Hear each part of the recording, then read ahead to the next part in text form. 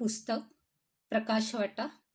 लेखक डॉक्टर प्रकाश आमटे. प्रकरण 11. प्राण्यांचं गोकुळ. हेमल कशाला येण्यामागील आमचं ध्येय आमच्यासाठी स्पष्ट होतं. येथील मागास आणि गरीब आदिवासींचं जगणं सोपं व्हावं आणि त्यांच्यासाठी आधुनिक जीवनाच्या खिडक्या खुल्या व्हाव्यात यासाठी प्रयत्न करायचे असा विचार करून आम्ही इथे आलो होतो. आज मागे वळून पाहतो तेव्हा या कामात आम्हाला समाधान मिळालं, इतकं काम आम्ही करू शकलो असं वाटतं. मनाला खूप समाधान देणारी आणखी एक गोष्ट इथे घडत गेली, ती म्हणजे माणसांसोबत आमच्या हातून जंगलातील वन्य प्राण्यांचीही सेवा झाली. या प्राण्यांनीही आमच्या आयुष्यात खूप आनंद आणला. निरपेक्ष प्रेमाचे धडेच त्यांनी आम्हाला दिले. या साऱ्याला सुरुवात झाली ती हेमलकशाचा प्रकल्प सुरू झाल्यानंतर अचानक घडलेल्या एका प्रसंगामुळे. हेमलकशाचा प्रकल्प सुरू होऊन 5-6 महिने झाले असतील. मी आणि मंदा फिरून येत होतो. जंगलातील काही आदिवासी शिकार करून येताना दिसले. त्यांच्या काठीला मारलेली 2 लाल माकडं टांगली होती. 2 माकडांपैकी एक मादी होती. त्या मादीला पोटाला तिचं लहान पिल्लू पकडून बसलं होतं. आपली आई जिवंत नाही हे त्याला माहितीच नव्हतं. हे दृश्य बघून आम्हाला फार वाईट वाटलं. आम्ही त्या आदिवासींना थांबवलं आणि ते पिल्लू आम्हाला द्या म्हणून सांगितलं. ते सुरुवातीला तयार नव्हते. त्यांनी आता पिल्लाला मारलेलं नसलं तरी पुढे ते मारणारच हे आम्हाला माहिती होतं. शेवटी त्याच्या बदल्यात धान्य देतो म्हटल्यावर त्यांनी ते पिल्लू आम्हाला दिलं. पिल्लाला आम्ही आमच्या घरी घेऊन आलो तर त्याला वाढवायचं कसं आम्हाला हे कुठे माहिती होतं. सुरुवातीला मिल्क पावडरचं दूध ड्रॉपर असलेल्या औषधाच्या बाटलीतून त्याला पाजलं. त्यावेळेस त्याने ते प्यालं. पुढे त्याचं आमचं जमलं. ते आमच्याच झोपडीत सतत आमच्याच जवळ राहायचं. ते पिल्लू मादी होतं म्हणून त्याचं नाव बबली ठेवलं. बबली ही आमच्या प्राणी अनाथालयाची पहिली सदस्य. तेव्हा आमच्याकडे एक कालू नावाचा गावठी कुत्रा होता. तो सतत माझ्याबरोबर असायचा. बबली अगदी छोटी होती. कधी कधी ती माझ्या खांद्यावर बसायची. कधी आमच्या शांताबाईंच्या पोटरीला धरून त्यांच्याबरोबर घरभर हिंडायची. मी तिला कधी कधी या कुत्र्याच्या पाठीवर बसवायचो आणि राहू दे तिला इथे असं कुत्र्याला सांगायचो. आधी त्याला ते विचित्र वाटायचं, पण नंतर त्याला सवय झाली. इतकी की बबली ही त्याला त्याची जबाबदारी वाटायची. आम्ही फिरायला जाताना बरोबर हा कालू असायचा आणि बबली त्याच्या पाठीवर बसलेली असायची. माकड हा प्राणी स्वस्थ बसणारा नाही. बबलीला मध्येच काहीतरी फळ खायची, झाडावर चढायची लहर यायची. तशी ती कालूच्या पाठीवरून उडी मारून निघून जायची. पण कालूचा त्याबाबत आक्षेप नसायचा. उलट ती परत येऊन त्याच्या पाठीवर बसेपर्यंत तिच्यासाठी तो थांबून राहायचा. आम्ही फिरत फिरत पुढे गेलो तरी तो तिच्यासाठी थांबून राहायचा. ती आली की मग तिला घेऊन धावत धावत आम्हाला गाठायचा. लोकांना कुत्र्याच्या पाठीवर बसलेलं माकड हे पाहून गंमत वाटायची. हे दृश्य लोक थांबून बघत राहायचे. त्या काळी आमच्या घरात दवाखान्यात मोकळेपणाने वावरणारी ही बबली सगळ्यांची फेवरेट होती. माडी या आदिवासी आमच्याकडे उपचारासाठी येत तेव्हा बबली तिथेच खेळत असायची. तिला पाहताना जिवंत प्राणी चांगला हे माडियांना नकळत पटू लागलं. त्यामुळेच त्यांनी मोठ्या प्राण्यांना मारलं तरी निदान पिल्लांना तरी ते आमच्याकडे आणून द्यायला लागले. माडियांवर आम्ही जे उपचार करत असू त्याचे आम्ही त्यांच्याकडून पैसे घेत नव्हतो. त्यामुळे कृतज्ञता व्यक्त करण्यासाठी ते आम्हाला पिल्ला आणून द्यायचे. आम्ही मात्र शक्यतो त्यांना त्या प्राण्यांच्या बदल्यात काही ना काहीतरी द्यायचोच. असंच एकदा कोणीतरी आम्हाला हरणाचं एक छोटं पिल्लू आणून दिलं. सुरुवातीला ते खूप बिचकलं होतं. आईच्या स्पर्शाने त्याला जसं सुरक्षित वाटतं तसं साहजिकच इथे त्याला वाटत नव्हतं. मग आम्ही जरा विचार केला की जन्मतः पिल्लांचे डोळे मिटलेले असतात. पुढचे 4-8 दिवस ते तसेच असतात. मग ते आईला कसं ओळखतात? तर आई त्यांच्याजवळ आली की त्यांचा मागचा भाग ती चाटते. तो स्पर्श कळाल्यावर मग ही पिल्लं त्यांचे विधी करतात, दूध वगैरे पितात. आम्हाला हे लक्षात आल्यावर आम्हीही तसंच करायला लागलो. मागचा भाग खाजवला की ते पिल्लू आमच्या हातावर सगळे विधी करायचे. पण आमच्या या युक्तीचा उपयोग हे प्राणी स्थिरावायला झाला. 2-4 दिवसात वास व स्पर्श ओळखीचा झाला की पिल्ला आपणहून दूध प्यायची. आमच्या भागात देवखारी नावाच्या खारी खूप पण आमच्या शाळेतली मुलंही या खारी मारायची. हळू-हळू आम्ही त्यांना प्राण्यांना सांभाळणं, खाऊ घालणं, कामं सोपवायला लागलो. त्यातून त्यांनाही प्राण्यांचं प्रेम लाभलं. त्यांच्या शिकारी बंद झाल्या. पक्क्या घरात राहायला आल्यावर एका घरात मी मंदा आणि दुसऱ्या घरात विलास, दादा पांचाळ वगैरे राहायचे. या दोन्ही घरांच्या मध्ये जी जागा होती ती दोन्ही बाजूंनी बंद करून त्यात आमच्याकडचे प्राणी ठेवायला आम्ही सुरुवात केली. ही जागा निवडली होती कारण घराची खिडकी उघडली तरी त्यांच्यावर लक्ष ठेवता येणार होतं. या सततच्या सहवासामुळे मी, विलास, दादा, बबन पांचाळ, तुकाराम, कवडू, मनोहर असे आम्ही सगळेच प्राण्यांच्या अगदी ओळखीचे झालो होतो. पण पण कुणाला तरी आमचं हे सहजीवन पटलं नाही. कोणीतरी आमच्या विरुद्ध तक्रार केली, त्यामुळे वन खात्याकडून आम्हाला एक नोटीस आली. आम्ही बेकायदा प्राणी पाळले आहेत असं त्यात म्हटलं होतं. ही नोटीस मिळाल्यानंतर मगरे नावाचे वनाधिकारी आमचा प्रकल्प बघायला आले. कदाचित सरकारी शिरस्त्याप्रमाणे ते पाहणी करायला आले असावेत. पण गंमत अशी झाली की प्रकल्प पाहिल्यावर ते खूप खुश झाले. आम्ही ज्या पद्धतीने अनाथ प्राण्यांचा सांभाळ करत होतो ते त्यांना फारच आवडलं. तक्रारीवर कारवाई करायची सोडून ते आमच्या प्राणी अनाथालयाच्याच प्रेमात पडले. इतके की त्यांच्याकडे असलेला अस्वल, एक आजारी पिल्लू त्यांनी उपचारार्थ आणि सांभाळासाठी आमच्याकडे आणून ठेवलं. हे अस्वलाचं पिल्लू आलापल्लीला वनखात्याकडे होतं. त्याची अवस्था खूप वाईट होती. त्या पिल्लाला इथे चांगलं सांभाळलं जाईल असं वाटल्यामुळे त्यांनी ते पिल्लू आम्हाला आणून दिलं. हेच ते राणी अस्वल. या राणीचे आणि नंतर नेगल या बिबट्याचे आमच्याकडे सर्वाधिक लाड झाले. राणी आली तेव्हा महिन्याची होती. याआधी आमच्याकडे प्रकल्पावर अस्वलाची 2 पिल्लं आली होती, पण ती पळून गेली. ती आमच्याकडची आहेत हे माहिती नसल्याने कोणीतरी त्यांना मारून खाल्लं असावं. त्यामुळे आम्ही राणीला रात्री पक्क्या पिंजऱ्यात ठेवायचो. एरवी सकाळी ती मोकळीच असे. तिला आमचा एवढा लळा की ती विलासच्या किंवा माझ्या खोलीतच असायची. आम्ही दोघंही तिला इतके प्रिय की ती जवळ असताना आमच्याजवळ कोणी आलेलं तिला सहन व्हायचं नाही. ती करायची काही नाही, पण आवाजाने किंवा नजरेने आपली नाराजी व्यक्त करायची. क्वचितच कुणाचा पाठलाग करायची, अंगावर जायची, पण नो नो म्हटलं की थांबायची. इतर अस्वल करतात तशी इजा मात्र तिने कोणालाच केली नाही. सुरुवातीला ती मला आणि विलासला अनेकदा चावली, पण त्याचं कारण ती घाबरायची हे होतं. नवीन वातावरणात आल्यावर अस्वलाचं पिल्लू घाबरलं तर तोंडाने आपल्या आईचे लांब केस पकडून लोंबकळतं. आम्ही राणीला तिच्या आई इतके जवळचे नसलो तरी तिच्या जवळचे खासच होतो. त्यामुळे ती आधारासाठी आमच्याकडेच येत असे आणि आम्हाला लांब केस नसल्याने दातांनी हाताला वगैरे पकडत असे. तिच्याकडून चावलं जात असे ते त्यामुळे. माझा तर असा अनुभव आहे की प्राणी कधीही स्वतःहून माणसावर उगीचच हल्ले करत नाही. त्यांनी हल्ला केलाच तर तो बऱ्याचदा स्वरक्षणार्थच असतो. आमच्याकडचे बरेचसे प्राणी तर आम्ही वाढवलेले, आमच्या अंगाखांद्यावर खेळलेले. त्यामुळे त्यांना आम्ही कधीच त्रास दिला नाही. आमच्या लहान मुलांशीही त्यांचं वागणं खूप हळुवारपणे राहिलं. आपण आपल्या मुलांना उगीचच भीती घालतो. त्यांना त्यांच्या निरागसपणानं प्राण्याजवळ खेळू दिलं तर हे प्राणी त्यांना काही करत नाही. माझी मुलं जशी या प्राण्यांसोबत वाढली तसा माझा नातू अर्णवही लहानपणापासून अत्यंत प्राण्यात रमतो. या रमण्याला प्राण्यांची काहीच हरकत नसते. राणीची ती आमची विशेष गट्टी जमली होती. विलास आणि माझ्याबरोबर ती रोज नदीपर्यंत म्हणजे सुमारे 2 किलोमीटर फिरायला यायची. तिची सवय म्हणजे तिला वाटेत कुठे वाळवीचा वास आला तर ती पायाने उकरून वाळवी खात बसायची. पण आम्ही तिच्यासाठी थांबलो नाही हे कळलं की मग ती थोड्या वेळाने पळत पळत आमच्या मागे यायची. तिचं आणि माझं विलासचं चांगलं जमलं होतं. पण इतरांना मात्र तिच्यासोबत इतकं मोकळेपणाने वावरता येत नसे. त्यामुळे आमच्याबरोबर फिरायला यायला कोणीच तयार नसायचं.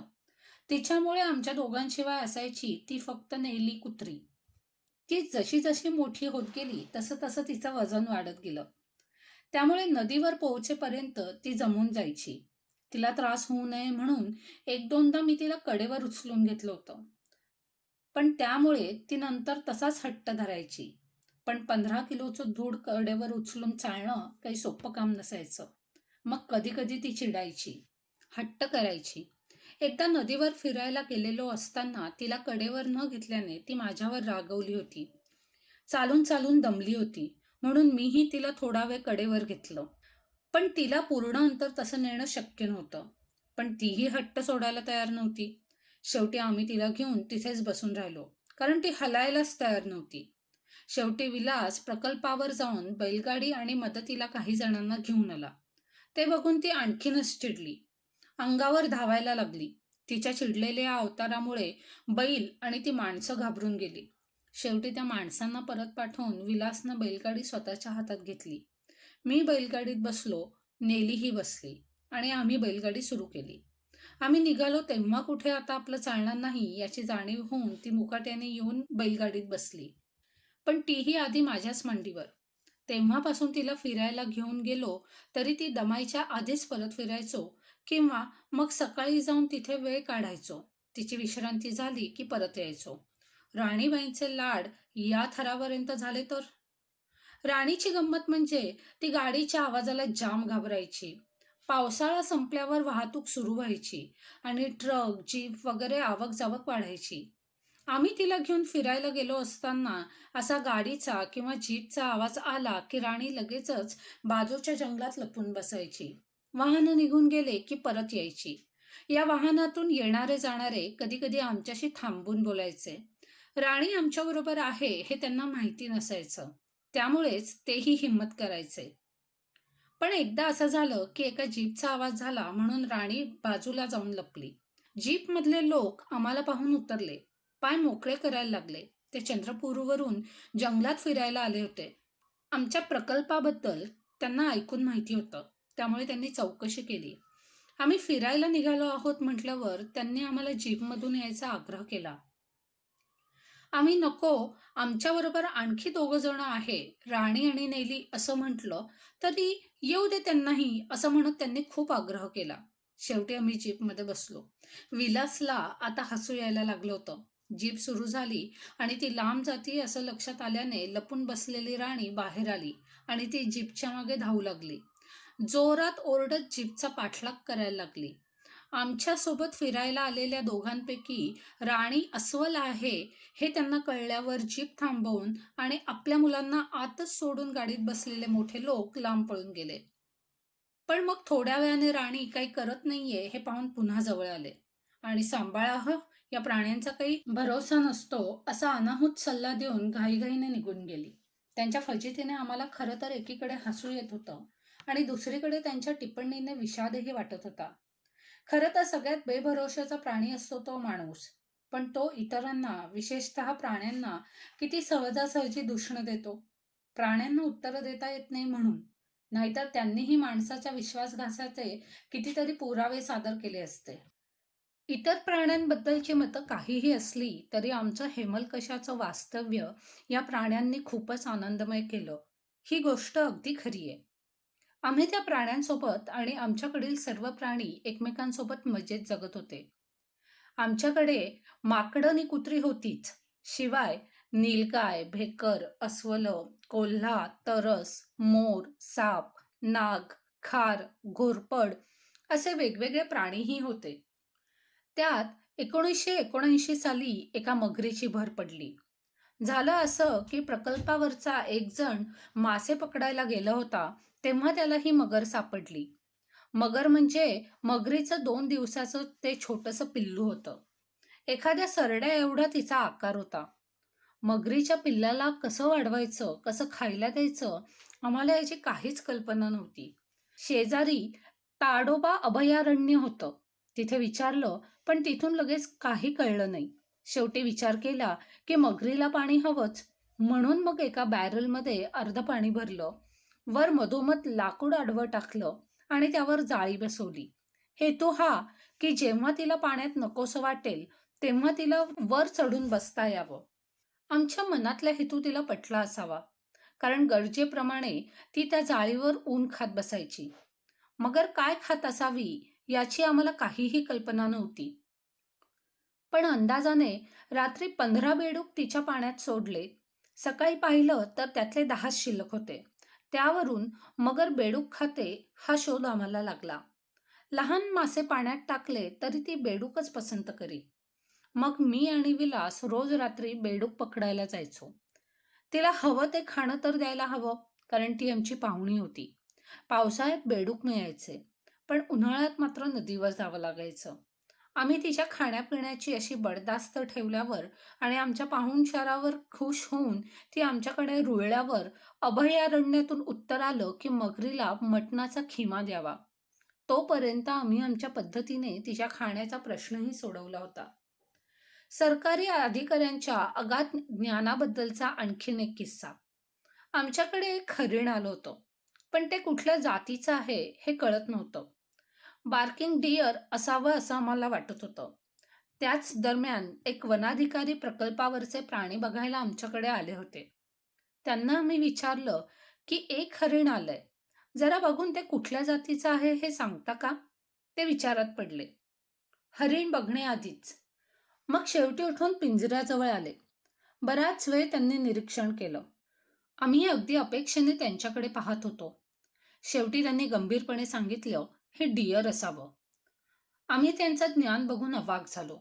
असे किस्से विलासने नेगल या पुस्तकामध्ये खूप सांगितलेत. तज्ज्ञांचा असा अनुभव आल्यामुळे आपापले प्रयोग करूनच प्राण्यांना वाढवण्याचा पर्याय आम्हाला स्वीकारावा लागला. पण त्यातून झटके बसल्यानंतर आम्हीही शिकत गेलो. प्रकल्पावर राहणारे आम्ही सगळे शाकाहारी होतो. प्रकल्पावरच्या प्राण्यांनाही आम्ही शाकाहारीच केलं होतं. तरस एरवी मांसाहारी प्राणी, पण आमच्याकडचं तरस शाकाहारी होतं. त्यामुळेच आपण सवय लावली तर प्राणी शाकाहारी बनू शकतात असं आम्ही मानायला लागलो होतो. तशातच 1980 साली आमच्याकडे पहिल्यांदा बिबट्याची 2 पिल्लं आली, ल्युसी आणि बेन. सुरुवातीला त्यांना महिनाभर नुसतं दुधावर ठेवलं. बिबट्याला शाकाहार फारसा आवडत नसावा. शाकाहाराची बिबट्याला सवय लागेल असं वाटत होतं. दूध-भात, पोळी, अंडं असं अन्न आम्ही त्यांना देत होतो. मटण द्यायचं म्हटलं तरी ते आसपास विकत कुठे मिळणार? आणि समजा मिळालंच तरी ते परवडणार कसं? असे प्रश्न होते. त्यामुळे ल्युसी आणि बेन यांनी मटणाशिवाय थोडे दिवस काढले. पण ते फार जगले नाहीत. त्यांच्या तब्येतीही चांगल्या राहिल्या नाहीत. या अनुभवामुळे बिबट्याला मटण दिलं पाहिजे या निष्कर्षापर्यंत आम्ही पोहोचलो. पुढे 1983 साली आमच्याकडे बिबट्याचा एक छोटा बच्चा आला. तेव्हा त्याला आम्ही वाढवताना आधीची चूक होऊ दिली नाही. हा बच्चा आमच्याकडे आला तेव्हा 6-7 दिवसांचा असेल. त्याची बहीणही त्याच्याबरोबर होती.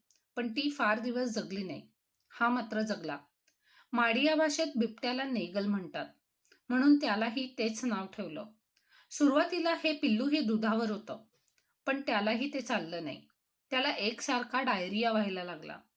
त्याच सुमारास प्रकल्पावर आमच्या मांजरानं एक कोंबडी मारली. तिचं मांस नेगलला दिल्यावर त्याला ते भलतंच आवडलं. ती कोंबडी त्याला 4-5 दिवस पुरली. आता त्याला मांस देणं आवश्यक बनलं. मात्र त्याच्यासाठी मटण विकत घेणं शक्य नसल्याने दुसरा काहीतरी मार्ग काढणं आवश्यक होतं. त्याच सुमारास प्रकल्पावरचा एक बैल मेला. त्याचं मटण साफ करून आम्ही नेगलला दिलं. ते मटण नेगलला आवडलं आणि बरेच दिवस पुरलंही. मग कुठलाही प्राणी मेला की त्याचं मटण नेगलसाठी आणायचं हे ठरून गेलं. त्याचे निरोप आजूबाजूच्या गावातही पाठवले. जनावर मेलं तर त्याला साफ करून त्याचं सगळं मटण उपयोगात आणायचं असं आम्ही ठरवलं. अगदी हाडं, कातडी सुद्धा. पुढे ही पद्धत सुरू राहिली. मेलेल्या प्राण्याला फाडायचं, त्याची साफसफाई करायची आणि आमच्या प्राण्यांसाठी अन्नाची सोय करायची. हे कोणत्याही शाकाहारी माणसाला शिसारी आणणारं काम. पण सुरुवातीला मी, विलास, दादा, बबन असे दोघं-चौघं हे काम करायचो. मी विलास शाकाहारी, दादा बबन तर माळकरी. पण प्राणी जगलेच पाहिजे असं वाटायचं. प्राण्यांवरचं प्रेम इतकं की त्यांच्यासाठी काहीही करायची तयारी आमची होती. मेलेला एखादा मोठा प्राणी आम्हाला मिळाला की आमच्या प्राण्यांच्या अन्नाची चांगली सोय व्हायची. पण मटण जास्त असल्याने ते नीट साफसूफ करून त्याचे छोटे छोटे तुकडे करून ठेवावे लागायचे. हे मटण टिकावं म्हणून आम्ही एक फ्रीज पैदा केला. तो रॉकेलवर चालणारा फ्रीज होता. या फ्रीजमध्ये आम्ही कसं मटण ठेवायचो तसं औषधही ठेवायचो. हा फ्रीज एक प्रकरणच होता. या फ्रीजची गोष्ट मजेशीर आहे. ब्रिटिश भारतात होते तेव्हा त्यांना इथलं राहणं सुसह्य व्हावं म्हणून त्यांनी काही नवीन गोष्टी शोधल्या. केरोसिनवर चालणारा फ्रीज त्यापैकीच. वीज आल्यावर तो मागे पडला. पण काही जुन्या जमीनदाराकडे हा फ्रीज असायचा. विलास काही काळ रेफ्रिजरेशनचा व्यवसाय करत होता, त्यामुळे त्याला फ्रीज असतो हे माहिती होतं. हेमल कशाला वीज नसल्याने या फ्रीजचा उपयोग होऊ शकेल असं त्याला वाटत होतं. पण तो कोणाकडे आहे हे कसं कळणार? म्हणून मग त्याने पेपरमध्ये जाहिरात दिली. त्याला एकाने प्रतिसाद दिला आणि हा फ्रीज 2,500 रुपये देऊन आम्ही विकत आणला. खूप मोठा होता तो, जुना झालेला. काही पार्ट्स नव्हते, वात नव्हती. या फ्रीजचं नाव अल्लादीन. या रॉकेलच्या फ्रीजमधल्या टँकमध्ये अमोनिया भरलेला असतो. तो एका ट्यूबमधून बाहेर काढलेला असतो. ज्योत येते ती ट्यूब वरपर्यंत जाऊन त्याला चिमणी असते. मधून कॉईल फिरवलेली असते. पाईप गरम झाल्यावर प्रेशर वाढतं. फ्रीजच्या मागची ट्यूब चपटी केलेली असते. प्रेशर वाढल्यामुळे तयार होणारी वाफ कॉइल्समधून फिरली की कूलिंग होऊन बर्फ तयार होतो. वाफ खालच्या ट्यूबमधून परत टँकमध्ये जाते. विलास यातनं तज्ज्ञ असल्याने त्याने आवश्यक ते पार्ट मागवून तो चालू केला. 1982 साली प्रकल्पावर पोहोचलेल्या या फ्रीजमुळे आम्हाला खूप मदत झाली. सगळ्याच औषधांना फ्रीजची गरज नसते, पण ज्यांना असायची ती औषधं व दही दूध हे खालच्या भागात आणि मटणवर अशी व्यवस्था करून आम्ही हा फ्रीज चालवला. मंदानं प्राण्यांना वाढवण्यात थेट मदत केली नाही, पण कधी आक्षेपही घेतला नाही. तिने आयुष्यात कधी मांस, प्राण्यांचं रक्त बघितलेलं नव्हतं. खाण्याचा तर प्रश्नच नव्हता. पण प्रकल्पावरच्या प्राण्यांची गरज ओळखून एकाच फ्रीजमध्ये दूध, दही, औषधं आणि मटण ठेवणं तिने सहन केलं. या फ्रीजमधल्या फ्रीझरमध्ये प्राण्यांचं मांस खचाखच भरलेलं असायचं. इतर गोष्टी काढण्यासाठी फ्रीज उघडला तरी मांसाचा वास यायचाच. कधी केरोसिन संपलं, दिवा विझला की कूलिंग व्हायचं नाही. रात्री असं झालं तर लक्षात यायचं नाही. मग फ्रीझरमधल्या बर्फाचं पाणी होऊन ते रक्तमिश्रित पाणी घरातून वाहत असायचं. पण मंदाने तेही चालवून घेतलं. नंतर हेमल कशाला वीज आल्यावर आमच्याकडेही आधुनिक फ्रीज आले. पण हा रॉकेलवर चालणारा अल्लादीन आम्ही अजूनही प्रकल्पावर जपून ठेवलाय. हेमल कशाच्या प्रकल्पावर आम्ही आरोग्य, शिक्षण, शेती अशा विविध विषयात अनेक प्रयोग केले. ते सर्वत्र वाखाणले गेलेही. परंतु हिंस्त्र समजल्या जाणाऱ्या जंगली प्राण्यांसोबत आम्ही जे सहजीवनाचे प्रयोग केले ते मला विशेष महत्त्वाचे वाटतात. प्रकल्पावर आमच्यासोबत राहणारे सर्वच प्राणी आमच्या कुटुंबातले सदस्य बनले होते. अर्थात प्रकल्पावरचे सगळेच प्राण्यांच्या जवळ एवढे जायचे नाही, पण त्यांच्यासाठी आपल्या परीने काही ना काही करायचे. नेगल हा आमचा खास दोस्त. त्याच्यासाठी काहीही करायला आम्ही तयार असायचो. मी आणि विलास पहाटे 4 वाजता उठून नेगलला भरवायचो, अगदी लहान मुलासारखं. दादा पांचाळ, मनोहर, यंपलवारही यायचे. त्याने नीट खाल्लं की आमचे चेहरे उजळायचे. त्याला काही झालं तर आमचं खाण्यापिण्यात लक्ष लागायचं नाही. हे प्रेम असं मनातून आलं होतं. माझा मुलगा अनिकेत आणि विलासची मुलगी मोक्षदा हे तर नेगलबरोबर सहजपणे खेळायचे. माझी मुलगी आरती तर त्यांच्या पाठीवर बसून घोडा घोडा खेळायची. पण नेगल इतका चांगला आणि इतका प्रेमळ होता की त्याने तिला कधीही काहीही केलं नाही. प्राण्यांना साखळीने बांधण्यावर माझा विश्वास नाही. आणि नेगल तर मुलासारखा घरात वाढलेला, त्यामुळे आमच्या घरात तो मोकळाच फिरायचा. पण एकदा शाळेतल्या एका छोट्या मुलीचा त्याने पाठलाग केला. त्याला खरं तर खेळायचं होतं, पण ती मुलगी घाबरली आणि पळाली. हाही तिच्या मागे पळाल्यावर ती घाबरून पडली. त्याने तिच्या पाठीवर पंजा ठेवला. त्यानंतर तिने तिला काहीच केलं नाही. ती मुलगी होती 15 किलोची आणि नेगल 40 किलोचा. त्यामुळे बघणाऱ्यांना वाटलं की आता हा धोकादायक झालाय. मला तसं अजिबात वाटत नव्हतं. पण याची बातमी होतीये हे लक्षात आलं. ते होऊ द्यायचं नव्हतं. म्हणून मग आम्ही त्याला पिंजऱ्यात बंद केलं. हा पिंजराही प्रायोगिक होता. जीपची ट्रॉली बंद करून त्याचा पिंजरा बनवला होता. त्यात नेगल व नेगलीला बसवून मी आणि विलास नदीवर आंघोळीला घेऊन जायचो. एकूणात नेगल आणि नेगली चर्चेचा विषय आणि कुतूहलाचा विषय झाले होते. नेगलची साथीदार नेगली ही खूप प्रेमळ होती. तिची पहिली प्रसूती झाली तेव्हा आम्हाला त्याबद्दल फार माहिती नव्हती. फक्त त्यांच्या मीटिंगचा दिवस आम्ही नोंद करून ठेवला होता. 90 दिवस प्रसूतीला लागतात असं पुस्तकात लिहिलं होतं. त्याप्रमाणे तिच्यावर लक्ष ठेवून राहिलो. जसे जसे दिवस सरकत होते तसतशी ती जड होत गेली. फारशी खाईना पिईना. तिच्या पिंजऱ्याच्याच मागे एक गुहा केली होती. तिथे ती एक दिवस निघून गेली. त्याच रात्री तिने पिल्लांना जन्म दिला. पहाटे 5 वाजता मला पिल्लांचा आवाज आला. विलासला आणि बाकीच्यांना उठवून मी लगेच तिथे गेलो. टॉर्चच्या प्रकाशात छोटंसं पिल्लू दिसत होतं. मला पाहिल्यावर नेगली ओरडली. पण तो चिडलेला आवाज नव्हता हे लक्षात आलं. सकाळी परत गेलो. तिला आमची सवय होती. हा काही करणार नाही हे तिला माहिती होतं. तिने दातात धरून पिल्लाला सगळ्यांना बाहेर दाखवायला आणलं. नेगलला आम्ही पिल्लाच्या जवळ जाऊ देत नव्हतो. तो प्रचंड होता आणि पिल्लू फक्त 450 ग्रॅमचं होतं. त्यांचंच पिल्लू असलं तरी त्याची प्रतिक्रिया काय असेल याची खात्री नव्हती. म्हणून पिल्लासाठी वेगळी जागा केली होती. पण नेगलला वाटत होतं आपलं पिल्लू आपल्याला बघू देत नाही म्हणजे काय. तो नाराजी दाखवत होता. एकदा हे पिल्लू चुकून नेगलच्या पिल्ल्यात शिरलं. नेगलला केवढा आनंद झाला. त्या पिल्लाला त्याने चाटलं, हुंगलं, काय काय केलं. आम्हालाही बरं वाटलं. सगळी फॅमिली त्यानंतर एकत्रच राहायला लागली. या बच्च्याचं नाव आम्ही ठेवलं हेमल.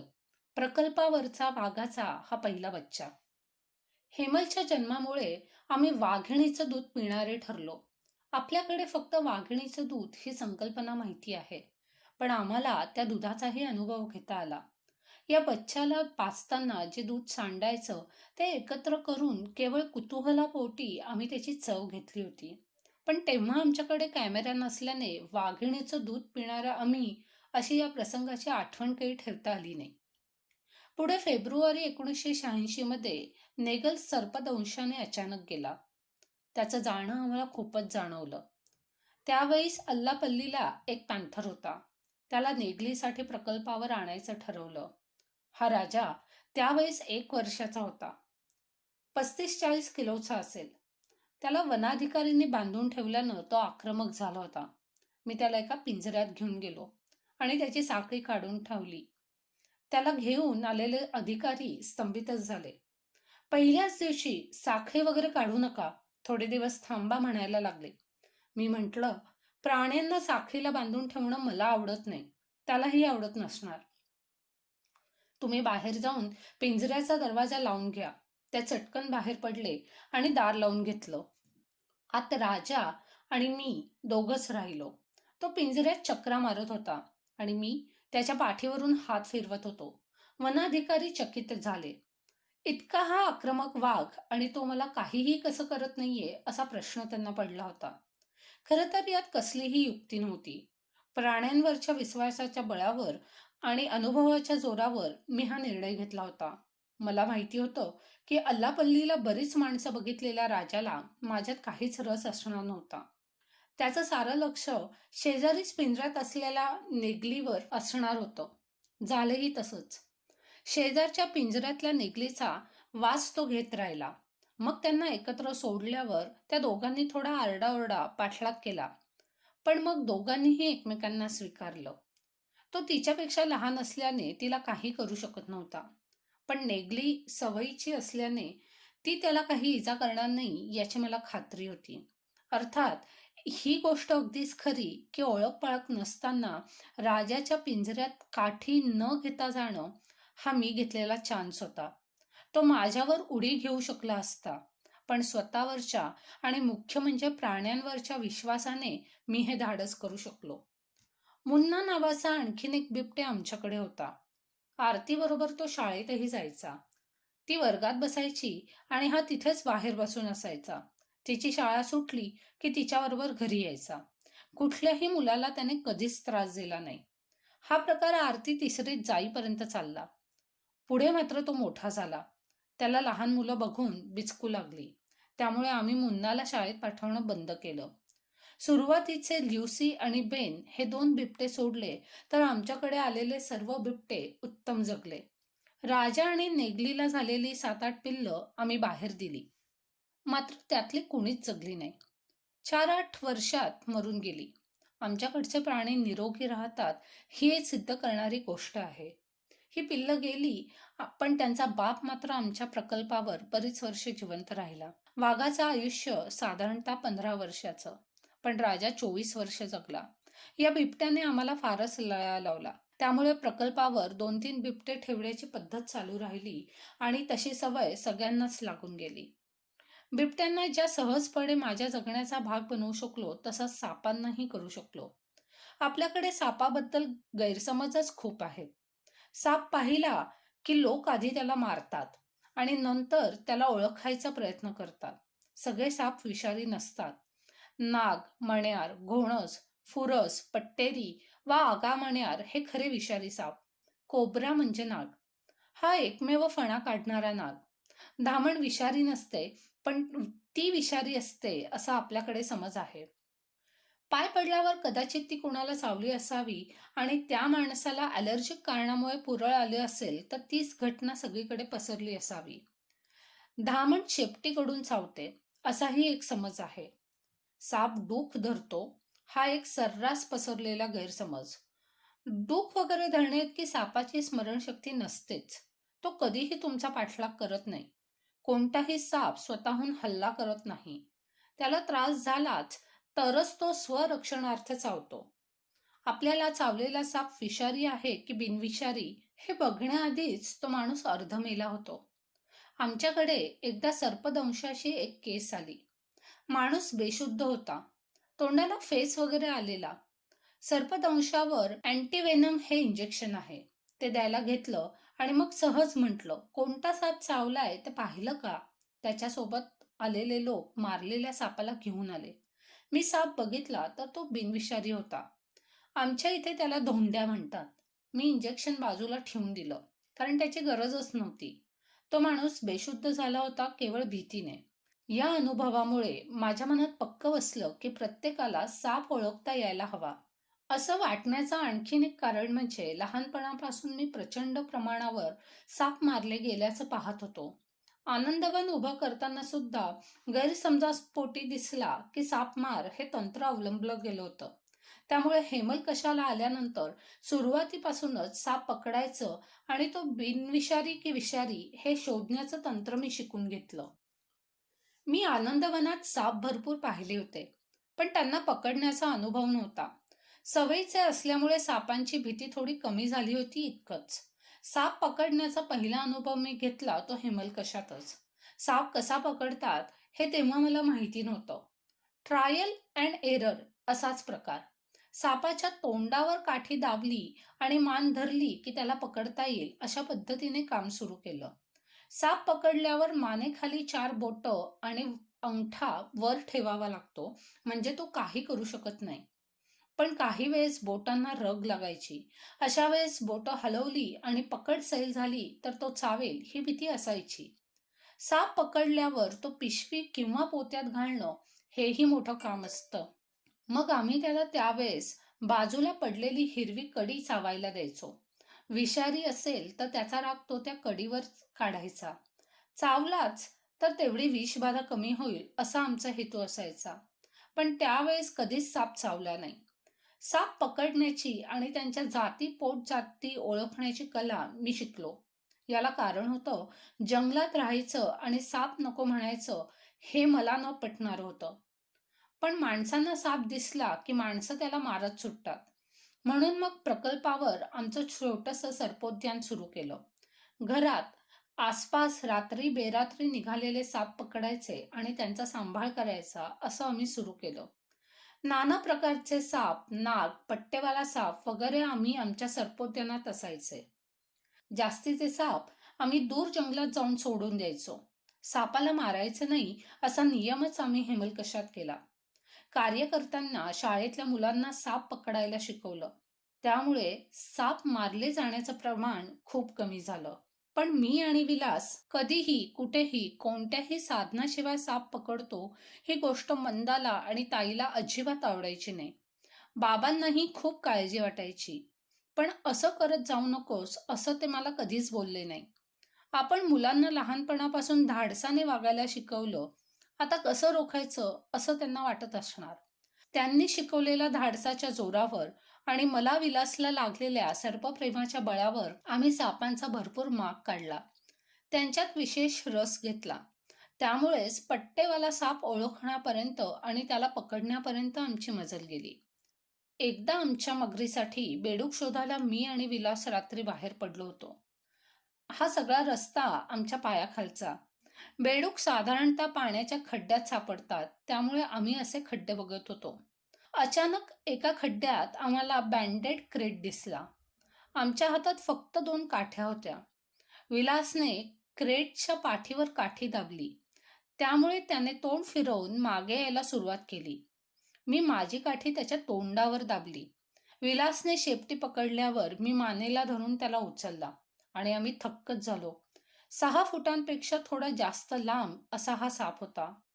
आमच्याकडे पिशवी, पोतं काहीच नसल्याने त्याला आम्ही घेऊन येईपर्यंत हाताला रग लागली होती.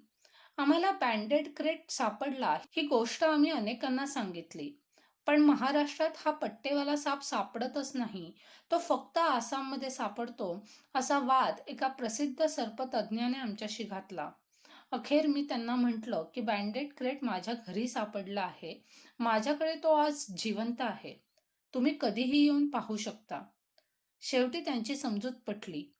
हा साप प्रचंड विषारी. त्याचं प्रतिबंधक औषध फक्त थायलंडमध्येच मिळतं, कारण तिथे तो मुबलक प्रमाणात सापडतो. हा साप चावून 20 मिनिटात एक मोठा बैल मेला असं रेकॉर्ड आहे. त्यामुळे तो माणसाला चावला तर तो दवाखान्यातही पोहोचू शकणार नाही, इतकं त्याचं विष भयानक असतं. ब्रँडेड क्रेट हा आमच्या सर्पोद्यानातला मानाचा साप. जितके साप तितक्या त्यांच्या कथा. आमच्या प्राणीप्रेमाला सर्पप्रेमाची किनार लाभल्यामुळे आमचं प्राण्यांचं संग्रहालय आणखीन बहरलं. पण मी संग्रहालय म्हणत नाही, प्राण्यांचं गोकुळ म्हणतो. आमच्या या गोकुळात 60-65 प्राणी गुण्यागोविंदाने नांदत आले आहे. माकड, कुत्रा, बिबट्या, मुंगूस असे एरवी एकमेकांचे शत्रू असलेले प्राणी इथे मात्र मित्र म्हणून राहतात. या सगळ्यांचे एक कुटुंब बनलं आहे. सॅली वॉकर नावाची एक अमेरिकन बाई इथे आली होती. तिने याला आर्मटेज ॲनिमल पार्क असं नाव दिलं. बायबलमध्ये नोहाज आर्क जहाजावर कोणे एकेकाळी सगळे पशुपक्षी एकत्र मजेत राहत होते अशी गोष्ट आहे. इथलं वातावरण तिला तसंच दिसलं, म्हणून तिने हे नाव दिलं. आमच्या या गोकुळासाठी सर्वाधिक कष्ट घेतले ते विलासने. त्याने या प्राण्यांसाठी खूप केलं. इथे येण्याआधी त्याला शिकारीचा शौक होता, पण ते सगळं तो इथे येऊन विसरला.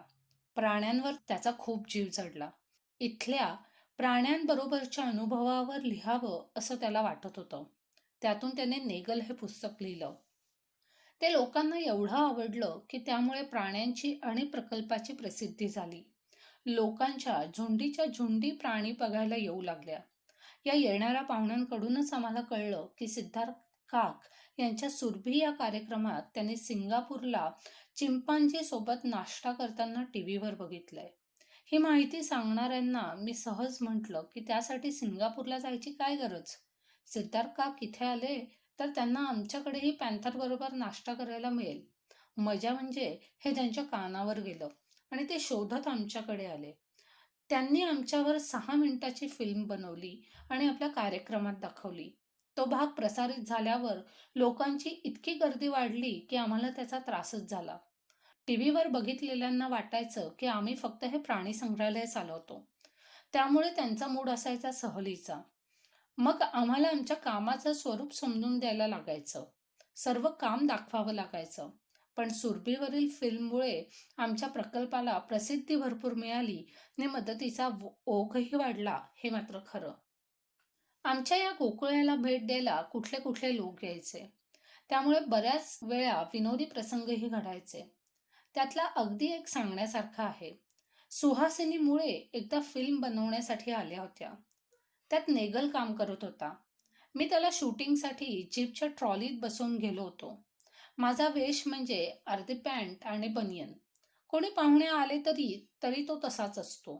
त्यामुळे अनोळखी लोकांना मी डॉक्टर वाटतच नाही. शूटिंग झाल्यावर जीपने परत येतो न येतो तोच एक प्रसूतीची अवघड केस आल्याचं कळलं. जीप सोडून मी तडक दवाखान्याकडे पळालो.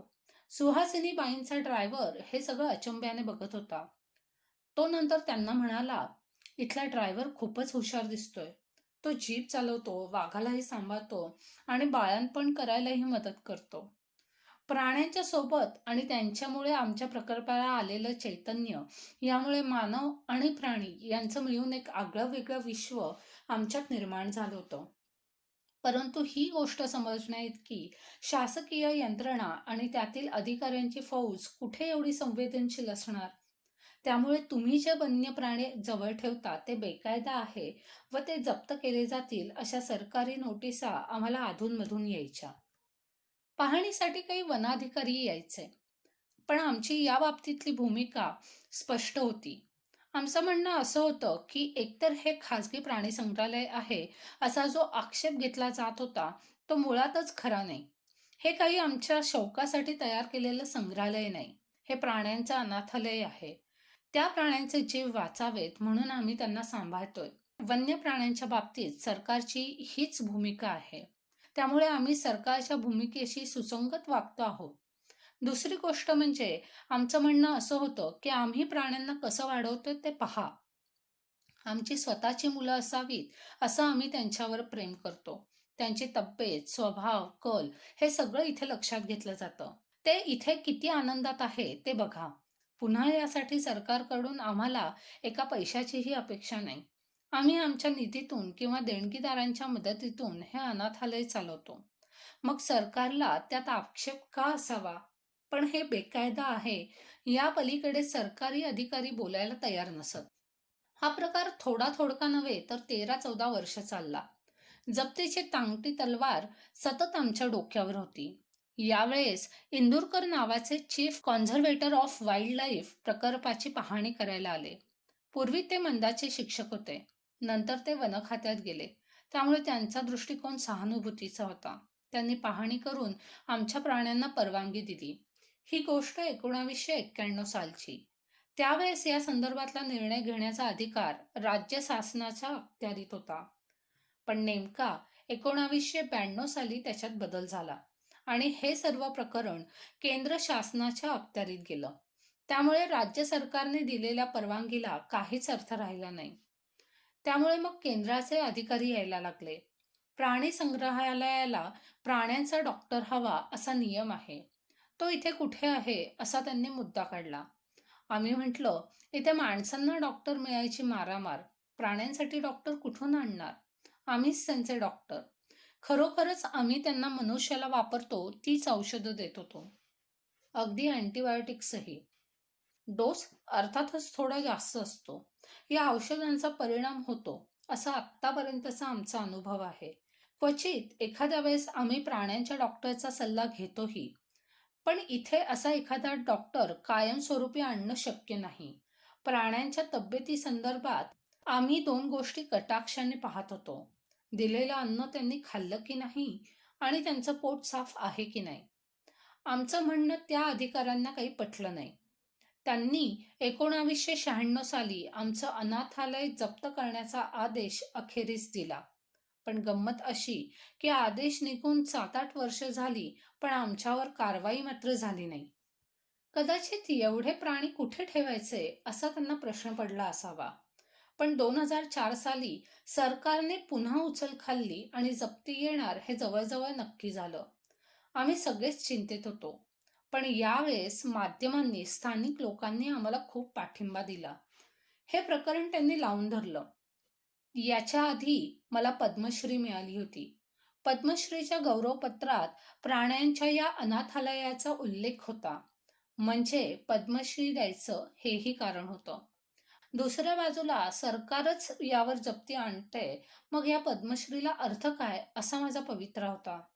माझं हे म्हणणं वृत्तपत्रांमध्ये ठळकपणे छापून आलं आणि मी पद्मश्री परत करणार ही गोष्ट केंद्र सरकारच्या कानापर्यंत पोहोचली. मग कुठे सरकारला जाग आली आणि त्यांनी पुन्हा एकदा पाहणीसाठी दुसरा माणूस पाठवला. त्याला आमचं म्हणणं पटलं आणि हे सगळं नियमाप्रमाणे आहे असं सर्टिफिकेट त्यांनी दिलं. अखेर ऑक्टोबर 2006 मध्ये आमटेच आर्कला सरकारची अधिकृत मान्यता मिळाली. आमचं गोकुळ सुखाने नांदावं आणि सुरळीत चालावं यासाठी अनेकांनी मदतीचा हात पुढे केला. त्यामुळेच आम्ही सरकारसोबतची लढाई जिंकू शकलो. सरकारसोबतच्या लढ्यात जशी अनेकांनी मदत केली, तशीच गोकुळमधील प्राण्यांच्या खाण्यापिण्यासाठी, औषधांसाठी आणि अन्य खर्चांसाठीही अनेकांनी सढळ हाताने मदत केली. त्यामुळे प्राण्यांचे हे अनाथालय चालवण्यातील आर्थिक अडचणींवर मात करता आली. गोकुळला निधी मिळवून देण्यात विलास मनोहरच्या नेगल या पुस्तकाने मोठीच भूमिका बजावली. या पुस्तकांच्या 10-12 आवृत्त्या निघाल्या.